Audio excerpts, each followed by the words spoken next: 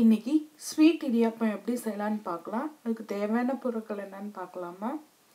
இதுக்கு வந்து எள்ளு வந்து எந்த எள்ளு வேணாலும் எடுத்துக்கோங்க. இது வந்து ஒரு 25 கிராம். அதுக்கப்புறம் வந்து வெல்லம் வந்து சும்மா ஒரு 100 கிராம் எடுத்திருக்கேன் நான். இப்போ வந்து எள்ளை வறுத்துக்கலாம். ஒரு சட்டியில் போட்டு இப்படி வாசனை வர வரைக்கும் வறுத்து இந்த மாதிரி எடுத்து ஆற வச்சுருக்கோம். அப்புறம் வந்து அதே இதில் வந்து கொஞ்சம் தண்ணி விட்டு அந்த வெல்லத்தை போட்டு கொஞ்சம் நல்லா கொதிக்க விட்டுக்கலாம். கொஞ்சம் தண்ணியாட்டம் இருந்தாவே கொஞ்சம் நல்லா தான் இருக்கும். அதுக்கு ரொம்ப தண்ணியாட்டம் இருந்தால் நல்லா இருக்காது. இப்போ இந்த பதத்துக்கு வந்தோடனே அதை ஆஃப் பண்ணிடலாம்.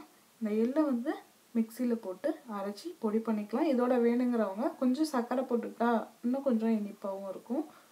இப்போ வந்து இது ரெடி பண்ணி வச்சுருக்கோம். இப்போ வந்து இடியாப்பத்தை வந்து எடுத்துக்கலாம். இப்போ வந்து இடியாப்பத்தை வந்து போட்டு அது மேலே எள்ளு பொடி வந்து தூவியிருக்கோம். தூவிட்டு அது மேலே வந்து இந்த வெள்ளைப்பாவை ஊற்றி சாப்பிட்டு பாருங்கள். ரொம்ப நல்லாயிருக்கும். ஸ்வீட் இடியாப்பம் வந்து ரெடி ஆகிடுச்சு. செஞ்சு பாருங்கள். உங்கள் கமெண்ட்ஸை போடுங்க. நீங்கள் வீடியோவை சப்ஸ்கிரைப் பண்ணுங்கள். வீடியோ பார்த்ததுக்கு நன்றி.